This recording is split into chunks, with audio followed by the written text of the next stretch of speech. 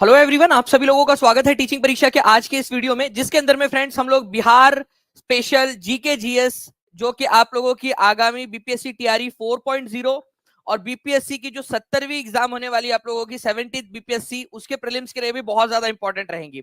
तो फ्रेंड्स चलिए जल्दी से हम लोग जो है यहाँ पर में शुरू करते हैं। इंपॉर्टेंट क्वेश्चन है, पहले ही क्वेश्चन से आपको समझ में आ जाएगा कि कितने ज्यादा इंपॉर्टेंट ये क्वेश्चन है। नाउ फ्रेंड्स मैं आपको बता दूं कि इस क्लास के बाद में, ठीक है, आप लोगों को एक छोटी सी टेस्ट की लिंक भी मिलेंगी, उस टेस्ट को भी आप लोगों ने देना है। ठीक है, तो पूरा लेक्चर ध्यान से देखिए ताकि आप लोग उन क्वेश्चंस को टेस्ट के माध्यम से देखकर अपनी रिवीजन को जो है अच्छे से कर सके, अपनी पढ़ाई को जांच सके। तो सभी को गुड आफ्टरनून, जितने भी लोग देख पा रहा हूं मैं यहाँ पर में कि कमेंट कंटिन्यूअसली कर रहे हैं, बहुत तेजी से आप लोगों के कमेंट्स आ रहे हैं। चलिए तो फ्रेंड्स पहले क्वेश्चन की तरफ में हम लोग आगे बढ़े उससे पहले आपको बता दूं कि NCERT based do you know जो है फ्रेंड्स आप लोगों की जो होने वाली थी कल, इंटरनेट इश्यू की वजह से नहीं हो पाई थी, लेकिन आज 5 बजे जरूर होंगी। तो सभी लोग आज 5 बजे जरूर आ जाना। एग्जैक्टली टीचिंग परीक्षा के यूट्यूब चैनल पर 5 बजे अलार्म लगा लीजिए, सभी के सभी लोग आज जरूर होंगी। ये कल इंटरनेट का कुछ इशू आ गया था जिस वजह से नहीं हो पाई थी। पहला क्वेश्चन आप लोग देखिए फ्रेंड्स, यहाँ पर में इंपॉर्टेंट है, करंट अफेयर का। दुनिया में, ठीक है, 8,000 मीटर से ऊंची जितनी भी पहाड़ियां है, ठीक है, जितनी भी चोटियां है, उन पर चढ़ने वाला सबसे कम उम्र का व्यक्ति कौन बन गया है। अब यहां पर में दो क्वेश्चन बन जाते हैं। पहले तो क्वेश्चन में से एक आंसर निकाल लेते हैं हम लोग। 8,000 मीटर से ऊंची 14 पहाड़ियां कौन कौन सी है। ठीक है, तो आप लोगों को याद रखना है फ्रेंड्स कि 14 पहाड़ियां कौन कौन सी है। जो है माउंट एवरेस्ट हो जाता है आप लोगों का, ठीक है, उसके बाद में केटू हो जाता है, किलीमंज आपका जो है हमारे भारत के अंदर में यहाँ पर में कांचनजंगा है। तो इस तरीके से जो 8,000 जो पहाड़ियां ठीक है, माउंट आटाकामा है। तो ऐसी जो है आप लोगों की जो टोटल 8,000 मीटर से ऊंची जो पहाड़ियां है, ठीक है, उनसे उनमें चढ़ने वाले जो व्यक्ति बने हैं वो कौन है इनमें से। ये करंट अफेयर का क्वेश्चन है। तो टोटल आपसे एक ये क्वेश्चन बन सकता है कि कितनी चोटियां है 8,000 मीटर से ऊंची, तो 14 है। ठीक है, तो यहां पर मैं दुनिया की सभी 14 ऊंची चोटियों पर चढ़ने का रिकॉर्ड नेपाली सबसे कम उम्र के अंदर में बनाने वाले जो थे वो है फ्रेंड्स यहाँ पर मैं पर्वतारोही मिंगमा ग्याबू। ठीक है, इनको डेविड के नाम से भी जाना जाता है, मिंगमा ग्याबू डेविड, ठीक है, शेरपा। और आप लोगों को बता दूं उससे पहले उन्होंने मतलब 30 साल की उम्र में चढ़ा था। हाल ही में उनका जो रिकॉर्ड है वो तोड़ा है फ्रेंड्स 18 साल के, केवल 18 साल के नेपाली क्लाइंबर नीमा रिंजे शेरपा ने। ठीक है, उन्होंने 30 साल की उम्र में जो है ये उपलब्धि हासिल की थी। इन्होंने केवल और केवल 18 साल की उम्र के अंदर में जो है सारे के सारे 14 जो 800 मीटर से ऊंची जितनी भी पहाड़ियां है उनको उन्होंने चढ़ लिया है। ठीक है, ये याद रखना है आप लोगों ने। अभी हाल ही में उन्होंने सबसे लास्ट में कौन सी वाली चढ़ी, शिश्मा पांगमा, ये याद रखना है आप लोगों ने, ये तिब्बत के अंदर में है। ठीक है, शिश्मा पांगमा उन्होंने चढ़ा है सबसे लास्ट में। ये भी क्वेश्चन बन सकता है। एक बार जितने भी बच्चे देख रहे हैं फ्रेंड, जल्दी जल्दी से इस सेशन को जहां भी शेयर कर सकते हैं, टेलीग्राम, फेसबुक, व्हाट्सएप, इंस्टाग्राम, जल्दी जल्दी से शेयर कर देंगे ताकि इसी तरीके से जो है आप लोगों के लिए धमाकेदार क्वेश्चन जो है वो लिए जा सके। जितने भी बच्चे जिन्होंने अब तक सेशन को लाइक नहीं किया, जल्दी जल्दी से सेशन को लाइक एंड शेयर भी करते रहेंगे आप सभी लोग।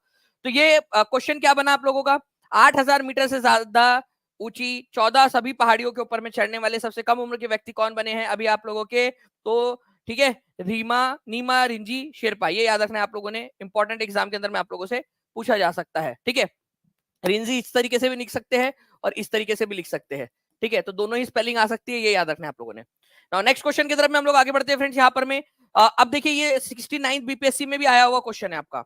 और ये क्वेश्चन जो है फ्रेंड्स आपको बता दूं कि आपको जो पेड क्लास के अंदर में आप लोगों को वन लाइनर दिया गया है, पेड क्लास के अंदर में आपको 65 पेपर्स दिए गए, आपको हाईलाइट बीपीएससी हाईलाइट दी गई है, उनमें भी आपको दिया गया है। तो प्लीज बार बार रिवाइज जरूर करिए आप लोग। अकॉर्डिंग टू, ठीक है, चाइनीज सोर्स, ठीक है, मेघवर्मन जो थे श्रीलंका के राजा थे, उन्होंने किसके समय में जो है बुद्धिस्ट स्तूपा बनाने के लिए, ठीक है, गया के अंदर में, बोध गया के अंदर में परमिशन मांगने के लिए अपना एक मिशनरी भेजी थी। देखो बात क्या है ना, सिंपल सी है, मैं आपको डायग्राम से समझाता हूँ। यहाँ पर में श्रीलंका है, ठीक है, यहाँ से उन्होंने जो है बोध गया के अंदर में एक मंदिर बनाना था उनको, क्योंकि गौतम बुद्ध को जो है आपको पता है कि ज्ञान की प्राप्ति हुई थी बोध गया के अंदर में, तो वहां मंदिर बनाना चाहते थे। तो कौन से गुप्ता शासक के समय में उन्होंने अपना एक संदेशा लेकर अपने लोगों को भेजा था। ठीक है, तो वो भेजा था समुद्रगुप्त के समय में, ये याद रखेंगे आप सभी लोग। अब एक और क्वेश्चन बनता है आप लोगों का फ्रेंड्स, ठीक है, एक सिंपल सा क्वेश्चन ये भी बन जाता है आप लोगों का आप लोगों के एग्जाम पर्सपेक्टिव से। ठीक है, क्वेश्चन ये है कि आप लोगों को ये बताना है, ठीक है, कि श्रीलंका को किस नाम से जाना जाता था, श्रीलंका को किस नाम से जाना जाता था पहले। ये सभी लोग जल्दी जल्दी से कमेंट करके बताएंगे मुझे। श्रीलंका को किस नाम से जाना जाता था?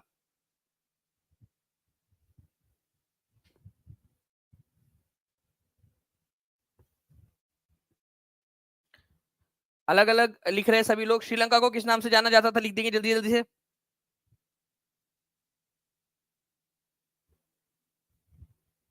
बहुत बढ़िया फ्रेंड्स। देखिए तो सिलोन जो है फ्रेंड्स इसके नाम से जाना जाता था, ये आप लोगों को याद रखना है, ठीक है। सिलोन, सिलोन, तो ये एक याद रखना है आप लोगों ने। तो श्रीलंका जो है ये सिलोन के नाम से जाना जाता था। अच्छा परमिशन दी थी क्या इन्होंने? इन्होंने परमिशन दे दी थी, ठीक है, मेघवर्मन को कि भाई बना लो करके तुम अपनी वहां पर में स्तूपा, टेम्पल, ठीक है ना फ्रेंड। नेक्स्ट क्वेश्चन है, ठीक है, बिहार प्राइमरी टीचर के अंदर में आया हुआ क्वेश्चन। इसका आंसर देखते हैं कितने परसेंट लोग यहाँ पर में आंसर लगा पाते हैं। एक चैलेंज आप सभी लोगों के लिए।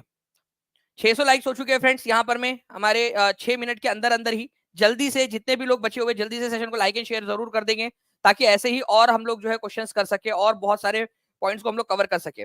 कल मैं आप लोगों को जितने भी नोबेल हुए हैं, नोबेल प्राइज मिले हैं, ठीक है, उन सभी को ट्रिक्स के साथ में कल याद करवा दूं और उसकी टेस्ट भी ले लूं। कितने लोग रेडी है? लेकिन वो लाइव ओनली क्लास रहेंगी, सभी को 1 बजे एग्जैक्ट आ जाना है, ठीक है। कल मैं आप लोगों को जितने भी नोबेल प्राइज है वो ट्रिक के साथ याद करा दूंगा, यही के यही याद करा दूंगा, ठीक है। किस काम के लिए मिला है वो भी याद करा दूंगा। और हाँ एक और चीज, उसका स्टैटिक भी करा दूंगा।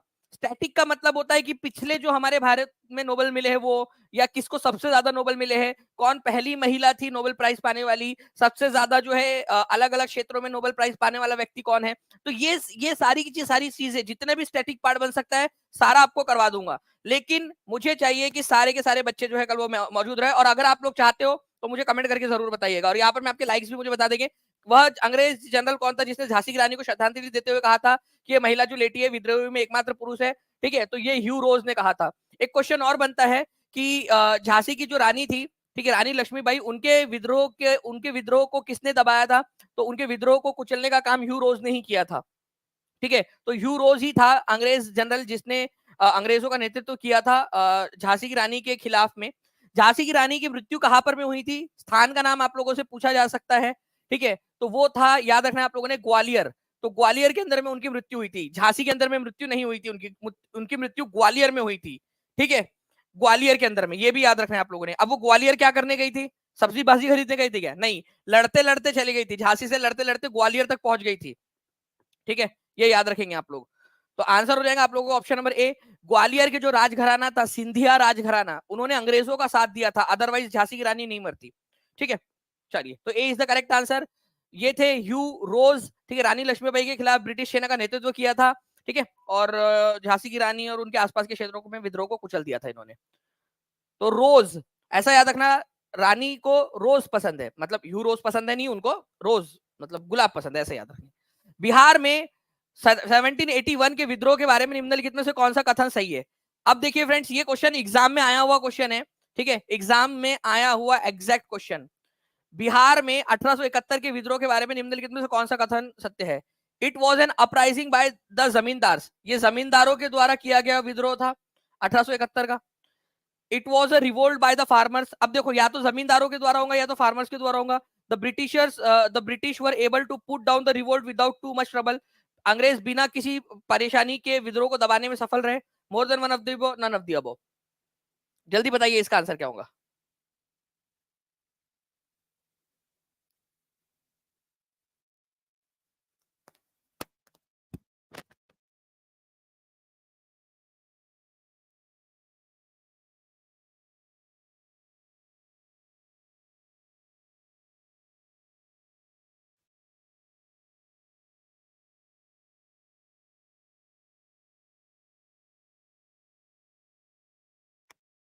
जी, तो देखिए फ्रेंड्स, अगर मैं आपको बात करूं तो ये जो रिवोल्ट था, ठीक है, ये किया गया था जमींदारों के द्वारा।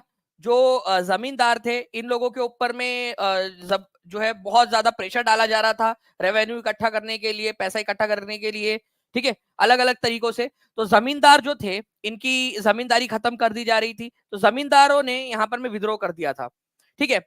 इसके अलावा जब ये विद्रोह हुआ तो काफी व्यापक पैमाने पर हुआ। जो बिहार का औरंगाबाद का इलाका है, ठीक है, उसके आसपास वाले क्षेत्र के अंदर में काफी बढ़ गया था, ठीक है, लेकिन ब्रिटिशर्स को ज्यादा मशक्कत नहीं करनी पड़ी। उन्होंने जो है friends without too much trouble, बहुत ज्यादा परेशानी के बिना, ठीक है, उन्होंने इस विद्रोह को कुचल दिया था, ठीक है। तो 1781 के अंदर में जमींदारों के द्वारा एक विद्रोह किया गया था बिहार के अंदर में, ठीक है, और ये विद्रोह था जमींदारों का अपने अधिकारों को लेकर, जमींदारों की जो जमींदारी खत्म कर दी जा रही थी, जमींदारों को परेशान जो किया जा रहा था उसको लेकर था, और ये बिना किसी ट्रबल के जो है वो खत्म कर दिया गया था।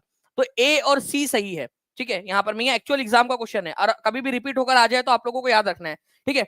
तो ए सही है, जमींदारों के द्वारा किया गया था और बिना किसी तकलीफ के अंग्रेजों ने इसको खत्म कर दिया था। तो आंसर इसका मोर than one of the above हो जाएगा आपका, ठीक है, मोर than one of the above. Okay, D is the correct answer. Now next question की तरफ में आगे बढ़ते हैं फ्रेंड्स। अब देखिए बहुत ही इंपॉर्टेंट वाला क्वेश्चन, इसको जो है आप लोग सुपर डुपर इंपॉर्टेंट मार्क करेंगे सभी के सभी लोग, ठीक है। और आप लोगों को पता है जब मैं इंपॉर्टेंट लिखता हूं तो आई लिटरली मीन दैट कि ये इंपॉर्टेंट क्वेश्चन है आप लोगों का, ठीक है। कई बार आप लोगों ने ये देखा होगा जब आपको प्रूफ भी प्रोवाइड करवाए गए हैं कि जो पढ़ाया वही आया, इंपॉर्टेंट लिखा था मैंने वहां पर। में निम्नलिखित में से भारतीय राष्ट्रीय कांग्रेस के किस अधिवेशन में पहली बार मौलिक अधिकारों से संबंधित, ठीक है, प्रस्ताव जो है वो पारित किए गए थे? मौलिक अधिकारों से संबंधित प्रस्ताव को जल्दी बताएंगे आप सभी लोग।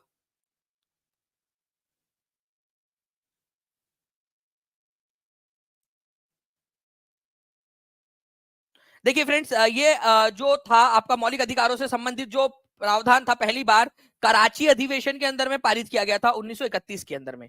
इस अधिवेशन के अध्यक्ष थे, ठीक है, जो अध्यक्ष थे इस अधिवेशन के, ठीक है, वो थे आपके, ठीक है, सरदार वल्लभ भाई पटेल। सरदार वल्लभ भाई पटेल, ठीक है, सरदार वल्लभ भाई पटेल अध्यक्ष थे। इनकी अध्यक्षता के अंदर में इन्होंने क्या किया, अपने एक जो इनके साथी थे, इनके दोस्त भी थे वो, ठीक है, जवाहरलाल नेहरू, उनसे कहा था कि आप क्या करो, मौलिक अधिकारों से संबंधित जो है पूरा का पूरा एक खाका तैयार करो। उस खाके को, जो पूरा प्रस्ताव था वो तैयार किया था पंडित जवाहरलाल नेहरू ने, और पहली बार इसी इसी अधिवेशन में, कराची अधिवेशन के अंदर में 1931 के अंदर में, ठीक है, वो जो है वो प्रस्ताव प्रस्तुत किया गया था। तो फंडामेंटल राइट से रिलेटेड पहली बार जो प्रस्ताव प्रस्तुत किया गया था वो प्रस्तुत किया गया था कराची अधिवेशन 1931 में, सरदार वल्लभ भाई पटेल। अच्छा चलिए, इन चार ऑप्शंस में से, ठीक है, चार में से तो भी क्या, तीन ही बचे, वो एक तो है ऊपर, एक में से कोई नहीं, चलो उसको भी मान लो आप लोग, चलो ऊपर चारों चारों मान लो। इनमें से कौन सा अधिवेशन था जिसमें गांधी जी ने कहा था गांधी मर सकता है परंतु गांधीवाद हमेशा जिंदा रहेगा? जल्दी बताइए, समझ में आया कि आपको क्या बोला मैंने? बहुत इंपॉर्टेंट क्वेश्चन है। गांधी मर सकता है परंतु गांधीवाद हमेशा जिंदा रहेगा। मैं टीम से रिक्वेस्ट करूंगा, टीचिंग परीक्षा की सुपर फास्ट टीम, अगर पॉसिबल हो तो प्लीज जल्दी से ये क्वेश्चन जो एग्जाम में आया था, गांधी मर सकता है परंतु गांधीवाद हमेशा जिंदा रहेगा, गांधी की विचारधारा जिंदा रहेगी, ये क्वेश्चन आया था, इसको लगा दीजिए प्लीज जल्दी से, ठीक है, एक क्वेश्चन, ठीक है। तो गांधी जिंदा रहेगा, ये वाली बात भी गांधी जी ने कराची अधिवेशन 1931 के अंदर में ही कही थी, ये भी याद रखना है आप लोगों ने। और जल्दी से देखिए 1300 बच्चे देख रहे हैं फ्रेंड्स, जल्दी जल्दी से सेशन को लाइक कर दोगे आप लोग तो पूरी टीम को भी एनर्जी मिलती रहेगी आप लोगों के लिए, ठीक है, ज्यादा से ज्यादा काम करने के लिए। जल्दी से 1000 का जो पहला टारगेट है हमारा वो आप लोगों ने कंप्लीट करना है, सभी बच्चों ने अपनी अपनी जिम्मेदारी समझ के जल्दी जल्दी से सेशन को लाइक एंड शेयर करते रहेंगे। ओके चलिए, तो इंपॉर्टेंट पॉइंट है आप लोगों का, आप लोगों ने याद रखना है। इसके अलावा जो है फ्रेंड्स 1922 का जो सेशन था, इसके अध्यक्ष थे चित्तरंजन दास, CR दास, ये एक पॉइंट आप लोगों ने याद रखना है, चित्तरंजन दास। उसके बाद में सूरत अधिवेशन जो है, इसमें कांग्रेस में बंटवारा हो गया था, नरम दल और गरम दल के बीच में बंटवारा हो गया था, ठीक है, ये भी आप लोगों को याद रखना है। रास बिहारी घोष इसके अध्यक्ष थे, ठीक है, ये मैंने पेड क्लास के अंदर में जब हम लोगों ने नेशनल मूवमेंट किया है और इंडियन नेशनल कांग्रेस मैंने पूरा पढ़ाया आपको, उसमें सारी की सारी चीजें उसके अंदर में आपको पढ़ाई है मैंने, ठीक है, पूरा का पूरा। तो 1907 का सेशन, 1922 का, 1931 का सारे सेशंस आपको करवाया है मैंने, ठीक है। तो रास बिहारी, ठीक है, घोष इसके अध्यक्ष थे, इनके खिलाफ खड़े हुए थे लाला लाजपत राय जो हार गए थे, ठीक है। तो सूरत अधिवेशन 1907 का जिसके अंदर में कांग्रेस में बंटवारा हो गया था, ठीक है। और भी बहुत सारी चीजें, अगर आप लोगों का रिस्पॉन्स रहा, आप प्रॉपरली, आप मुझे लगा कि यार बच्चे अच्छे से रिस्पॉन्स कर रहे हैं, हर एक बच्चा जो है अपना अपना योगदान दे रहा है, शेयर करके, लाइक करके और कमेंट कर रहा है, बढ़िया से पढ़ रहा है, तो मैं और डीप में जाके पढ़ाने की कोशिश करूंगा, ठीक है। इसको एकदम बीच यहाँ से थोड़ा सा दूर कर दीजिए इस क्वेश्चन को, ताकि थोड़ी देर बाद उनको आ जाए बच्चों को ये क्वेश्चन, ठीक है। चलिए, तो ये पॉइंट हो गया फ्रेंड्स आप लोगों का, ठीक है। नाउ लीखा पानी ग्लेशियर, इतनी फास्ट है, मैंने बोला और 30 सेकंड में नहीं, 20 सेकंड के अंदर में देखिए वहां पर में वो चेंज हो गया स्लाइड के अंदर में। लीखा पानी ग्लेशियर भारत के किस राज्य में स्थित है? अब बताओ, इंपॉर्टेंट क्वेश्चन, ठीक है, बिहार सेकेंडरी टीचर के अंदर में आया हुआ क्वेश्चन आप लोगों का, बताइए जल्दी से। लिखा पानी ग्लेशियर जो है आप लोगों को बताना है, ठीक है, कौन से राज्य के अंदर में स्थित है। 950 लाइक्स हो चुके हैं फ्रेंड्स, हम लोग बहुत पास में हैं और जल्दी जल्दी से 1500 बच्चे जुड़ चुके हैं, तो 1500 लाइक्स भी हो जानी चाहिए। तो ये आप लोगों को कहाँ मिलेगा, लिखा पानी ग्लेशियर आप लोगों को मिलेगा फ्रेंड्स अरुणाचल प्रदेश में, हिमाचल प्रदेश में, सिक्किम में, more than one of the above, none of the above. तो ये आप लोगों को देखिए पूरी की पूरी लिस्ट दे रहा हूं मैं आप लोगों को, ठीक है, जितने ग्लेशियर्स है उनकी ये लिस्ट आप लोगों को टीचिंग परीक्षा का जो 4.0 का जो कोर्स है उसके अंदर में जो इमेज वाला सेक्शन है उसमें मिल जाएंगी, और उसमें टेस्ट भी आप लोग लगा पाओगे, ठीक है। तो टीचिंग परीक्षा आप लोगों को क्या करता है, एक इमेज सेक्शन, इन्फोग्राफिक सेक्शन हमने बनाया है, उसमें आप लोगों के जो है फ्रेंड्स कंटिन्यूअस क्वेश्चन ऐड किए जा रहे हैं। मुझे लगता है अब 7,000 से ज्यादा क्वेश्चन उसके अंदर में ऐड हो चुके हैं। आप बस इमेज देखिए, उसको पढ़िए, और उसके नीचे में तुरंत टेस्ट होती है, उसको दीजिए। फिर से अगर आपको लग रहा है कि नहीं आपको याद हुआ, फिर से इमेज देखिए, फिर से टेस्ट दीजिए। इतने बार आप लोग बच्चों जब मैं पटना में था अभी, तो वहां पर मैंने देखा बच्चों ने इसकी बहुत ज्यादा सराहना की है, इस चीज की, ठीक है। तो लिखा पानी जो ग्लेशियर है फ्रेंड्स, वहां से लिखा पानी नदी निकलती है, और ये अरुणाचल प्रदेश में स्थित है। लिखा पानी ग्लेशियर के पास में ही लिखा पानी दर्रा भी है। देखिए लिखा पानी पास, ये यहाँ पर में, दर्रा मतलब होता है पहाड़ों के बीच का रास्ता। तो लिखा पानी दर्रा कहां पर में है, वो अरुणाचल प्रदेश में है। लिखा पानी ग्लेशियर कहां पर में है, अरुणाचल प्रदेश के अंदर में है। लिखा पानी नदी कौन से राज्य में बहती है, अरुणाचल प्रदेश के अंदर में बहती है। सिंपल सी बात है, ये सारी की सारी चीजें क्लियर हो गई आप लोगों की, ठीक है। चलिए 1000 से ज्यादा लाइक्स आपने कर दिए फ्रेंड्स, बहुत बहुत शुक्रिया आप सभी लोगों का, ठीक है। जितने भी बच्चे जिन्होंने सेशन को लाइक कर दिया वो हाथ ऊपर करके एक बार बता देंगे कि सर हमने कर दिया है, ताकि मुझे पता चल जाए कि यहाँ पर में कितने बच्चे हैं जो अपना अपना योगदान जो है वो दे रहे हैं कंटिन्यूअसली, ओके। चलिए, तो लिखा पानी पास कहां पर में है, लिखा पानी पास अरुणाचल प्रदेश में, लिखा पानी ग्लेशियर अरुणाचल प्रदेश के अंदर में। अब देखिए पूरी की पूरी आप लोगों की गंगोत्री ग्लेशियर, ठीक है, आपका उत्तराखंड में भागीरथी नदी निकलती है। सियाचिन ग्लेशियर जो है ये लद्दाख में है, नुब्रा नदी निकलती है। अब आप देखिए बहुत इंपॉर्टेंट बात बता रहा हूं आप लोगों को फ्रेंड्स, ठीक है, प्लीज इसको याद रखना आप लोग। सियाचिन जो कि पूरे हमारे दुनिया का सबसे ऊंचा बैटल ग्राउंड है, सबसे ऊंचाई के ऊपर में जहां पर में लड़ाई होती है, सियाचिन, ठीक है, वहां पर में, वहां से कौन सी नदी निकलती है, तो नुब्रा नदी निकलती है। ये क्वेश्चन आएगा, लद्दाख के अंदर में है, इंपॉर्टेंट है आप लोगों का। आप लोगों को पता है बाल्टोरो ग्लेशियर के बारे में आप लोगों से पूछा गया था, तो बाल्टोरो ग्लेशियर से मान लीजिए अब आप लोगों से ये पूछ लिया जाए कि बाल्टोरो ग्लेशियर से कौन सी नदी निकलती है, तो लद्दाख के अंदर में है, काराकोरम रेंज के अंदर में बाल्टोरो ग्लेशियर, शिगार नदी जो है निकलती है, ठीक है, ये याद रखना है आप लोगों ने। एक है सफत, शफत नाम से एक आप लोगों का है, ठीक है, उसमें से नदी निकलती है, सुरू नदी निकलती है शफत में से, ठीक है, शपथ ग्लेशियर में से, ये भी लद्दाख के अंदर में है, ठीक है। तो पूरा का पूरा ये आपको, जेमू ग्लेशियर बहुत इंपॉर्टेंट है, वहां से जेमू नदी निकलती है, जेमू ग्लेशियर से जेमू नदी निकलती है, ये कहां पर में है, जल्दी से बताओ आप लोग कमेंट करके, ठीक है, जल्दी जल्दी से।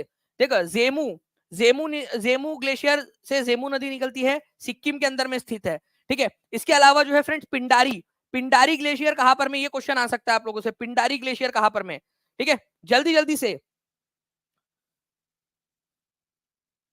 टीच जी देखिए, आपका जो है ना पूरा संकल्प टेस्ट का रिजल्ट जो है वो आपका ऑलरेडी अवेलेबल है। संकल्प टेस्ट का रिजल्ट जो है आप देखोगे, आपका जो संकल्प टेस्ट का जो आपका जो था ना, आपने जिसमें भी टेस्ट दी थी उसके अंदर में डाल दिया गया है टॉप 500 लोगों का, और उनको कॉल भी जा चुका है, ठीक है। कितने लोग हैं वो बता दीजिएगा, कॉल आ चुका होगा उन लोगों को, ठीक है। और कई सारे उनको टेस्ट में ऐड भी कर दिया गया है, जो मैंने बोला था ना 2.5 लाख जो क्वेश्चन है हमारे, उसमें टेस्ट में ऐड भी कर दिया गया है। तो पिंडारी उत्तराखंड, जेमू सिक्किम के अंदर में, लेखपानी अरुणाचल प्रदेश के अंदर में, शपथ सुरू नदी लद्दाख के अंदर में, बाल्टोरो, ठीक है, शिगार नदी निकलती है लद्दाख में से, ठीक है, छोटा शिगरी, ठीक है, वो छोटा छतरी था ना एक, वैसे ही छोटा शिगरी, ठीक है, चंद्रा नदी निकलती है हिमाचल प्रदेश में से, ओके। तो इसका आंसर जो है लिखा पानी अरुणाचल प्रदेश हो जाएगा। नेक्स्ट क्वेश्चन की तरफ में आगे बढ़ते हैं फ्रेंड्स। आप लोगों के इस क्वेश्चन का आंसर जिसने लगा डाला उसकी लाइफ झिंगा लाला, DSSB TGT का क्वेश्चन है। और मैं आपसे जब कह रहा हूं ना कि ये मैं आपको कोर्स में डाल दूंगा आप लोगों के TRE 4 के, और आपको इमेज सेक्शन में मिल जाएगा ये, तो आप देखिए आपका कितना सारी एग्जाम का क्लियर हो रहा है। ये है टीचिंग परीक्षा की खासियत। तो जितने भी बच्चे जुड़ना चाहते हैं टीचिंग परीक्षा के साथ में, नीचे में नंबर चल रहा है फ्रेंड्स, उसके ऊपर में कॉल या व्हाट्सएप कर दीजिए, या टीचिंग परीक्षा के कोर्स में डायरेक्टली आप लोग टीचिंग परीक्षा के एप्लीकेशन में जा सकते हो डायरेक्टली, और वहां से आप लोग जुड़ सकते हो जल्दी से जल्दी, ताकि आपकी प्रिपरेशन और ज्यादा तेज हो सके। चलिए, तो देखिए फ्रेंड्स, अगर मैं बात करूं यहाँ पर मैं, जेमू ग्लेशियर जो है भारत के किस राज्य में स्थित है, तो जेमू ग्लेशियर जो है सिक्किम के अंदर में स्थित है। जेमू नदी वहीं से निकलती है। I sir just law the hoodie you send and It's not only hoodie for me, but an emotion as I have lost my husband. That's why I am doing hard work to crack BPSC teacher exam. Farhat Parveen ji, सबसे पहले तो मुझे ये जानकर दुख हुआ कि आपने अपने हस्बैंड को खो दिया है, लेकिन आप मेहनत कर रहे हो, ठीक है, ये एक अच्छी चीज है। और आपको हुडी पसंद आई, इसके लिए भी जो है मुझे ये जानकर अच्छा लगा कि आपको हुडी पसंद आई है और आप मेहनत कर रहे हो। तो ऐसे ही मेहनत करते रहिए। देखिए जितने भी बच्चे थे जिन्होंने हमने टेस्ट ली थी, जो टॉप जो है 200 बच्चे थे ना, उन लोगों को हमने हुडीज भेजी थी। ये जो मैं पहनता हूँ ना, ये वाली हुडी भेजी थी हमने उनको, ठीक है। तो ये बच्चों को मोटिवेट कर रही है, ये मुझे अच्छा लग रहा है ये चीज, ठीक है। चलिए, तो सिक्किम जो है फ्रेंड्स, जेमू ग्लेशियर सिक्किम के अंदर में आप देख सकते हो, पूरा का पूरा जेमू ग्लेशियर सिक्किम के अंदर में। अगर आप लोग कहोगे तो ये वाली इमेज जो है उसी के साथ में डाल दी जाएंगी, ताकि आप लोग जूम करके जो है इसको देख सके, ठीक है। मैं टीम से रिक्वेस्ट करूंगा, ठीक है, कि हमारे प्यारे प्यारे बच्चों के लिए डाल दिया जाए, ठीक है। जेमू ग्लेशियर जो है ये सिक्किम के अंदर में है। कांचा, ठीक है, कांचनजंगा ग्लेशियर जो है, कांचनजंगा पर्वत भी है वहां पर में, ठीक है, वो भी आपका सिक्किम के अंदर में है। ओके, तो ये आप लोग प्लीज इसको याद रख लीजिएगा, ठीक है। चलिए, तो ये ग्लेशियर्स की लिस्ट है, ये भी आपको उसी के अंदर में डाल दिया जाएंगी। और ये पूरी की पूरी लिस्ट भी आपको मिल जाएंगी टीचिंग परीक्षा 4.0 के कोर्स के इमेज सेक्शन के अंदर में। नाउ फ्रेंड्स, वर्ष 2024 में यूनिवर्सल पोस्टल यूनियन की 150वीं वर्षगांठ का विषय क्या है? अच्छा, एक बात बताओ, यूनिवर्सल पोस्टल यूनियन के बारे में मैंने आप लोगों को पेड कोर्स में पढ़ाया था। जितने भी बच्चे हैं, कहीं ना कहीं आपने सुना होगा पेड कोर्स में। उसका हेडक्वार्टर कहां पर में, और उसका जो है एक जो लोकल ऑफिस है, ठीक है, मुख्यालय है, वो भारत में खुला था, ठीक है। यूनिवर्सल पोस्टल यूनियन का जो एक मुख्यालय भारत के अंदर में खुला था, उसके बारे में बात हो रही थी। तो वो कहाँ खुला था, वो क्वेश्चन आया था आपका, ठीक है। तो 2024 में यूनिवर्सल पोस्टल यूनियन की 150वीं वर्षगांठ मनाई जा रही है फ्रेंड्स, ठीक है। तो इसका जो था 150 years of empowering people and enabling communication across the country, ठीक है। भाई 150 साल से जो है उन्होंने एक व्यवस्था बनाई हुई है, कहीं कहीं पे भी आप पोस्ट डालो, दुनिया में किसी भी कोने में जा सकता है वो, ठीक है। तो 150 साल से, ठीक है, हो चुके हैं। मैं आपको बता दूं, विश्व डाक दिवस जो है वो 9 अक्टूबर को मनाया जाता है आप लोगों का, ठीक है। 1874 में इसकी स्थापना हुई थी आप लोगों की, बर्न स्विट्जरलैंड में इसका हेडक्वार्टर है, ठीक है। और आपको बता दूं कि यहाँ पर मैं देश भर में लोगों को सक्षम संचार और सशक्त बनाने के 150 वर्ष, ये इसकी थीम थी। इन्होंने जो है वो जो यूनिवर्सल पोस्टल यूनियन है, इसका हेडक्वार्टर तो बर्न में है। ऐसा समझो कि सारे के सारे खत जला डाले, ठीक है, ठीक है। सारे के सारे खत जो है आपने जला दिए वो, ठीक है। वो गाना आया था ना, वो आई नहीं, आई नहीं, पता नहीं कौन सी, कोई क्यों नहीं आई वो, ठीक है। हो सकता है ट्रैफिक में फंस गई हो, ठीक है। कब पता नहीं कोई वो रिजल्ट की बात तो नहीं कर रहा था कि यार रिजल्ट आई नहीं, मतलब आया नहीं, ठीक है। वो कहीं रिजल्ट तो नहीं बन गई थी क्योंकि आई नहीं रही, ठीक है। तो उस तरीके से, तो आई नहीं, तो उसने क्या किया, उसने क्या किया, सारे खत जला डाले, ठीक है। तो बर्न के अंदर में, ऐसे याद रख लेना आप लोग, स्विट्जरलैंड बर्न के अंदर में यूनिवर्सल पोस्टल यूनियन का हेडक्वार्टर। और इसका जो मुख्यालय है, क्षेत्रीय मुख्यालय न्यू दिल्ली के अंदर में खुला है। वो क्वेश्चन आया था अभी थोड़े दिन पहले, ठीक है, एग्जाम के अंदर में। न्यू दिल्ली के अंदर में इसका क्षेत्रीय मुख्यालय खोला गया है। झूठी खाई थी कसम जो निभाई नहीं, वो आई नहीं, ठीक है, आई नहीं भाई, चलो ठीक है, कोई बात नहीं, ठीक है।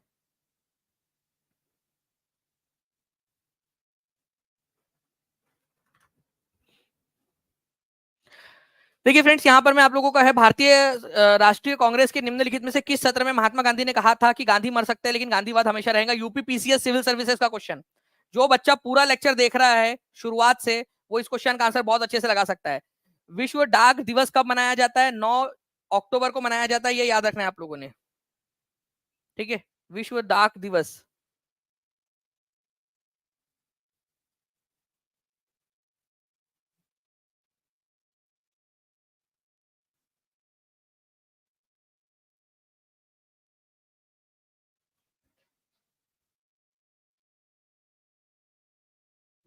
देखिए, तो गांधी मर सकता है लेकिन गांधीवाद नहीं, ये किसने कहा था? तो ये जो है फ्रेंड्स, ये कहा था आपके, ठीक है, गांधी जी ने ही कहा था। गांधी मर सकता है, गांधीवाद नहीं, ऐसा कोई कौन बोलेगा? और दूसरा वाला गांधी जी बोलेंगे, मान लीजिए कि यहाँ पर मैं बैठे बैठे जवाहरलाल नेहरू बोल रहे, गांधी मर सकता है लेकिन गांधीवाद नहीं। गांधी जी बोले लेकिन मैं तो अभी जिंदा हूं ना बेटा, मेरे को क्यों मार रहे हैं जबरदस्ती? तो गांधी जी अपने आप को बोले तो समझ में आता है। तो गांधी जी ने जो है फ्रेंड्स, कराची सेशन जो था 1931 का, उसके अंदर में कहा था। इस सेशन के अध्यक्षता किसने की थी? ये आप लोग मुझे जल्दी से कमेंट करके बताएंगे। अभी थोड़ी देर पहले ही मैंने आप लोगों को बताया था कि अध्यक्षता किसने की थी इसकी, ठीक है, कराची अधिवेशन की। जल्दी से ये भी आप लोग बता देंगे। ठीक है, चलिए नेक्स्ट क्वेश्चन की तरफ में आगे बढ़ते हैं हम लोग फ्रेंड्स। यहाँ पर में हु ऑफ द क्या है भाई, who of the following had regarded the Karachi session of Indian National Congress as the pinnacle of Mahatma Gandhi popularity and prestige. किसने कहा था कि 1931 का कराची जो अधिवेशन था, ठीक है, वो महात्मा गांधी की लोकप्रियता और प्रतिष्ठा का शिखर था। मतलब गांधी जी का पौवा था उस समय में। गांधी जी जो एकदम अपने चरम के ऊपर में, मतलब चरस पे नहीं थे, चरम के ऊपर में थे।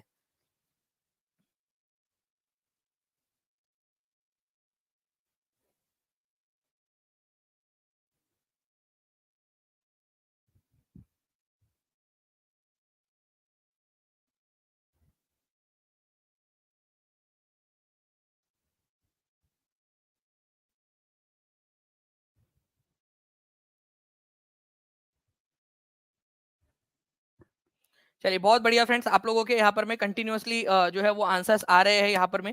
तो ये पर्टिकुलर क्वेश्चन भी याद रख लीजिएगा, यूपीपीसीएस सिविल सर्विसेज के अंदर में पूछा गया था। तो सुभाष चंद्र बोस ने कहा था कि गांधी जी जो है वो अपने चरम के ऊपर में थे, मतलब गांधी जी का पौवा था उस समय में। ओके, तो 1931 जो है वो गांधी जी के प्रतिष्ठा का, उनकी उनकी जो पॉपुलैरिटी थी उसका शिखर था 1931 का सेशन। तो गांधी जी के कराची अधिवेशन की अध्यक्षता, मतलब कराची अधिवेशन की अध्यक्षता सरदार वल्लभ भाई पटेल ने की थी। इसी में गांधी जी ने ये भी कहा था गांधी मर सकता है, गांधीवाद नहीं। ठीक है, गांधी इरविन समझौते का समर्थन भी किया गया था। गांधी इरविन समझौते को इसी के समय में अनुमोदित किया गया था। ठीक है, अब देखिए फ्रेंड्स, एक करंट अफेयर का क्वेश्चन आप लोगों का। चागोस द्वीप समूह, चागोस चागोस द्वीप समूह कहां पर में, ये आप लोग बताएंगे मुझे जल्दी से। ठीक है, चागोस द्वीप समूह कहां पर में, ये करंट अफेयर का क्वेश्चन है, इसको इंपॉर्टेंट मार्क करो। बहुत ज्यादा very very very important question mark करो आप लोग इसको, करंट अफेयर को। ये क्वेश्चन आपको देखने के लिए मिलेगा, हो सकता है आपको 70 बीपीएससी में देखने के मिल जाए, हो सकता है आप लोगों को जो है फ्रेंड्स अभी थोड़े समय के अंदर में और कहीं पे देखने के लिए मिल जाए। जल्दी से सभी के सभी बच्चे।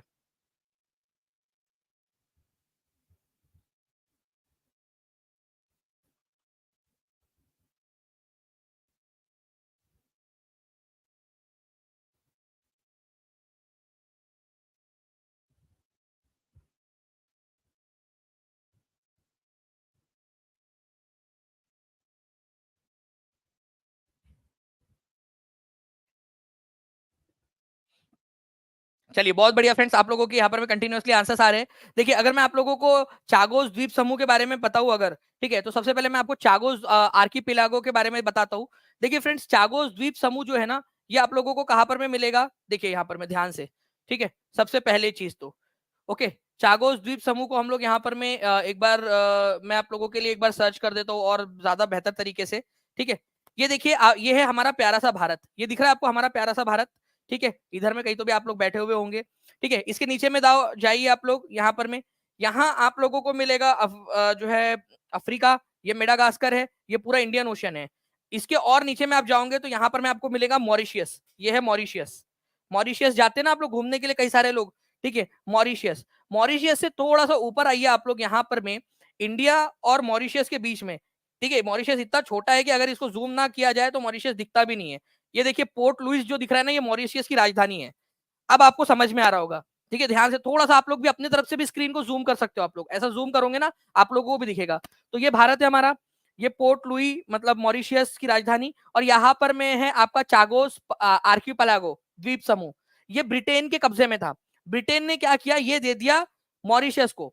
भाई बड़ी बात है। ठीक है, आजकल कोई जमीन का एक छोटा सा टुकड़ा नहीं देता, यहाँ पर में उसने पूरा का पूरा वो दे दिया। एक्चुअली मॉरिशियस उसके ऊपर में क्लेम करता था कि ये हमारा हिस्सा है करके। तो चागोस जो है वो आर्किपेलागो किसने दे दिया है, ठीक है, यूनाइटेड किंगडम, मतलब ब्रिटेन ने, यूनाइटेड किंगडम ब्रिटेन, उसके ऊपर में अगर आपको वीडियो चाहिए होगा तो मुझे बता देना, मैं आपको समझा दूंगा कि डिफरेंस क्या है सब में। United Kingdom, Britain, Wales, England, इनके अंदर में क्या डिफरेंस है और इनकी राजनीतिक व्यवस्था कैसे चलती है। ठीक है, सब कुछ बता दूंगा। ठीक है, तो ये जो चागोस है ये कहां पर में, पहली बात तो कौन से ओशियन में है, ये सभी लोग लिखेंगे, एक बार देखते हैं कितने।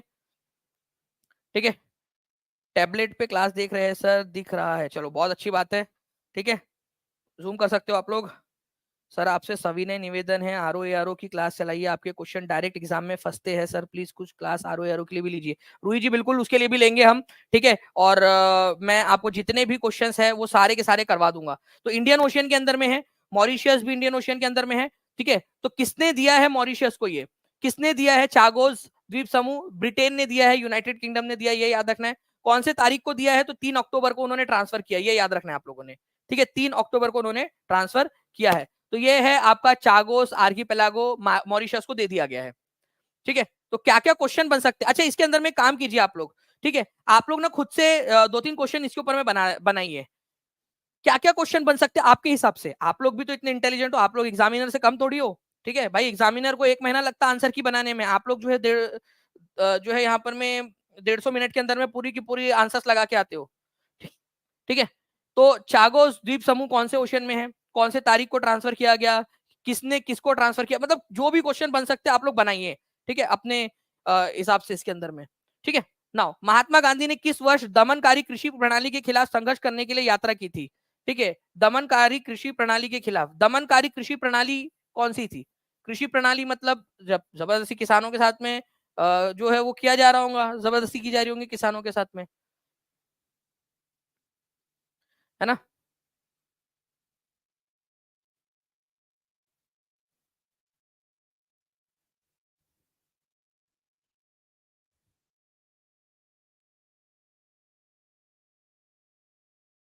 अच्छा, मैं आप लोगों को एक बार फिर से बता दूं फ्रेंड्स, ठीक है, कि हम जो है आपका आज रात में, ठीक है, आज 5 बजे, कितने लोगों को पता है, सभी लोग पहुंच जाएंगे 5 बजे डॉट। आपका डू यू नो वाली सीरीज कराने वाले, ये सीटेट के लिए भी इंपॉर्टेंट रहेगा, बीपीएससी के लिए, आपके टीआरई के लिए, 70वीं बीपीएससी के लिए, यूपी की जितनी भी एग्जाम्स है उनके लिए, केवीएस आपकी आएगी उसके लिए, डी ट्रिपल एस के लिए, सबके लिए। तो आज आप लोग इंपॉर्टेंट डू यू नोस कराने वाला हूँ, 5 बजे सभी लोग आ जाएंगे। ठीक है, तो देखिए, दमनकारी कानून जो था उसके खिलाफ गांधी जी ने कब जो है वो आंदोलन किया था, ये क्वेश्चन आप लोगों से पूछ लिया जाए तो चंपारण के अंदर में 1917 के अंदर में। ठीक है, तो भारत आने के बाद गांधी जी ने कई स्थानों पर सत्याग्रह चलाया। 1917 में, ये आपको एनसीईआरटी का पूरा वो दिखा रहा हूं मैं, 1917 में उन्होंने बिहार के चंपारण इलाके का दौरा किया और दमनकारी बागान व्यवस्था के खिलाफ किसानों के संघर्ष के लिए प्रेरित किया। ठीक है, गुजरात के खेड़ा में भी उन्होंने सत्याग्रह किया था 1917 के अंदर में। ठीक है, और अहमदाबाद के अंदर में भी। ठीक है, तो ये आप लोगों को याद रखना है फ्रेंड्स की मतलब 1918 के अंदर में खेड़ा और अहमदाबाद का जो मिल मजदूर आंदोलन था उसके अंदर में उन्होंने किया था। मैं लिख देता हूं आप लोगों के लिए ताकि आप लोगों को थोड़ा सा ये हो जाए। ठीक है, 1917 में गांधी जी ने किया था चंपारण के अंदर में, चंपा रण के अंदर में। ओके, उसके बाद में अगर मैं आप लोगों से बात करूं जो है उसके बाद में हुआ था आप लोगों का फेब्रुवरी 1917 के अंदर में किया था गांधी जी ने अहमदाबाद मिल स्टाइल। ठीक है, अहमदाबाद मील स्ट्राइक, मील स्ट्राइक जो थी गांधी जी ने की थी। ये जो था फ्रेंड्स अहमदाबाद मील स्ट्राइक, गांधी जी का पहला भूख हड़ताल यहीं पे की थी गांधी जी ने। ठीक है, फिर मार्च में किया था उन्होंने खेड़ा सत्याग्रह 1918 में, ये 18 है, ये याद रखना है आप लोगों ने, ये 18 है। ठीक है, 1918 के अंदर में। ठीक है, 1918 में, ठीक है, खेड़ा सत्याग्रह किया था उन्होंने, खेड़ा, ये भी गुजरात में है, गुजरात के अंदर में। ठीक है, ये सारा का सारा आप लोगों को मैंने पेड क्लास के अंदर में भी सारे के सारे आंदोलन करवाए हुए हैं। ठीक है, चलिए, बिल्कुल स्वाति जी, बिल्कुल इकोनॉमिक्स की भी और सारी की सारी क्लासेस चलेंगी। ठीक है, पेड पूरा का पूरा एक आपका समझ लीजिए एक पूरा पैकेज है, पूरा का पूरा आपका पेड। ठीक है, तो एनसीईआरटी डू यू नो आप लोगों का आज 5 बजे होने वाला है। सभी लोग अलार्म लगा लीजिए, अभी के अभी अपने मोबाइल के अंदर में अलार्म लगा लीजिए आप सभी, या फिर कहीं लिख के रख लीजिए। ठीक है, और आप लोग जो है 5 बजे तुरंत आप लोगों को आ जाना है एग्जैक्ट, ताकि आप सभी लोग पहले, हर एक पहले इससे कर सके, क्योंकि उसके बाद में आपको टेस्ट भी मिलने वाली है। ठीक है, महात्मा गांधी ने किसानों के दमनकारी कृषि कानूनों के प्रणाली के खिलाफ विरोध करने के लिए, प्रेरित करने के लिए कहा यात्रा की थी।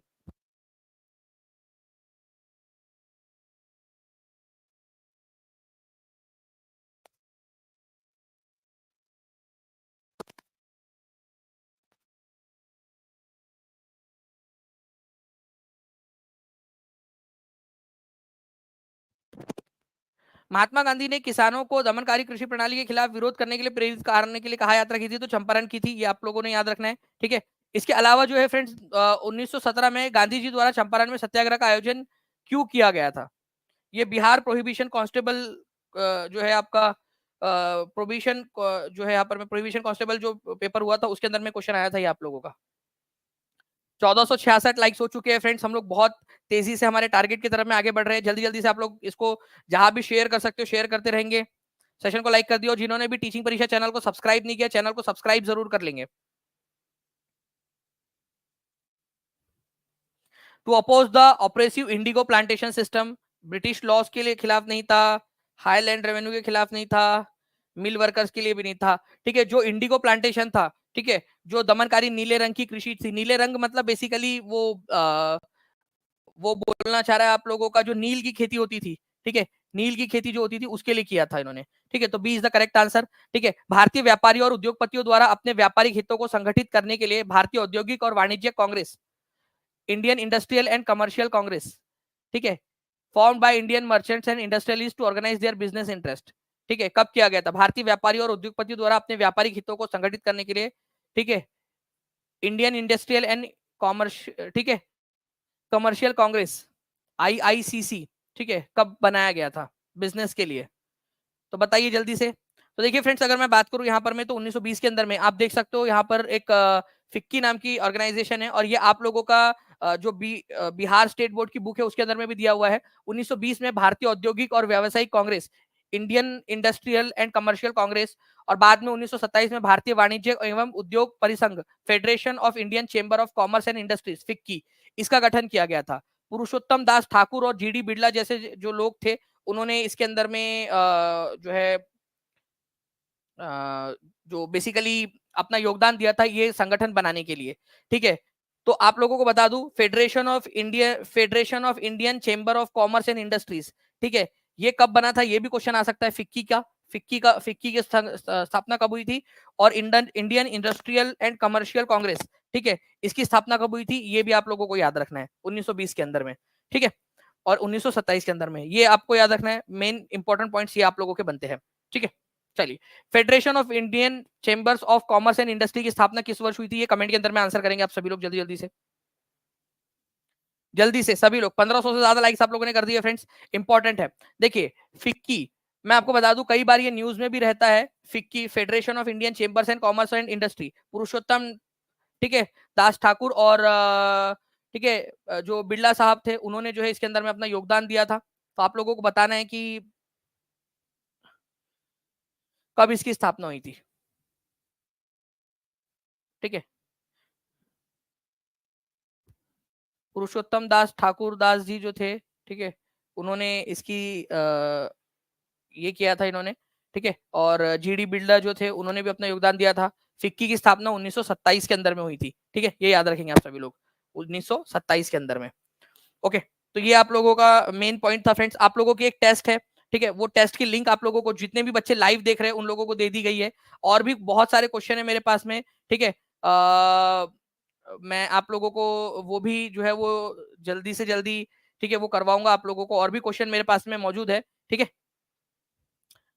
लेकिन मैं उससे पहले चाहूंगा कि आप लोग जो है टेस्ट दे दीजिए, क्योंकि कुलदीप सर की क्लास भी है उसके बाद में। आपकी टेस्ट की लिंक आप लोगों को शेयर कर दी गई है आपके इसमें, ठीक है, चैट बॉक्स के अंदर में, आप उसके ऊपर में क्लिक करके टेस्ट दे सकते हो। मैं फिर से बता दूं, जो बच्चा लाइव देखेगा उसी को टेस्ट मिलेंगी, और आज रात में आप लोगों की जो है शाम में, ठीक है, आपकी जब डू यू नो वाली सीरीज की क्लास है उसको भी आपने देखना है। सभी लोगों ने डायरेक्ट आ जाना है 5 बजे, ताकि आप लोग जो है उसको अच्छे से कर सके। NCERT based do you know रहेंगे, ताकि आप लोग अच्छे से उसको प्रिपेयर करके अच्छे से आप लोग अपनी एग्जाम दे सके। ओके, चलो, thank you very much, take care and bye, God bless you all. Thank you very much. जिन्होंने भी चैनल को सब्सक्राइब नहीं किया, चैनल को सब्सक्राइब कर लीजिए। जो लोग टीचिंग परीक्षा के साथ में जुड़ना चाहते हैं वो लोग नीचे में जो नंबर चल रहा है उस पर कॉल या व्हाट्सएप कर सकते हैं, ठीक है, और या फिर टीचिंग परीक्षा एप्लीकेशन डाउनलोड कर लीजिए, वहां भी आप लोगों को डायरेक्टली मिल जाएगा। ओके, चलो, thank you very much, take care and bye, God bless you all. Thank you very much friends, bye, thank you and all the best आपकी टेस्ट के लिए। जो टेस्ट है, जो लाइव देखे बच्चे उन लोगों को टेस्ट मिल गई है। Okay, bye, thank you.